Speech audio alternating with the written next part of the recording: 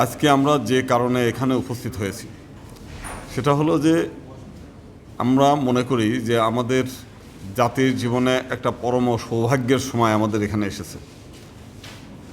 তার কারণ এমন একটি অন্তর্বর্তীকালীন সরকারের বর্তমানে বিরাজ করছে যে তারা কোনো রাজনৈতিক মতাদর্শী না।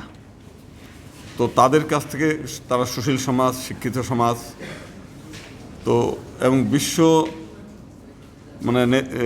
আমাদের যিনি ইউনূস সাহেব আছেন তিনি বিশ্বনন্দিত একজন নোবেল পুরস্কার প্রাপ্ত আন্তর্জাতিক মানের নেতা। সারা বিশ্বের যে সমস্ত নেতৃবৃন্দ আছে অনেকেই তার কাছে মাথা নত করে এবং অত্যন্ত অসাম্প্রদায়িক মানসিকতা সম্পন্ন মানুষরাই আজকে চেয়ারে বসে আছেন।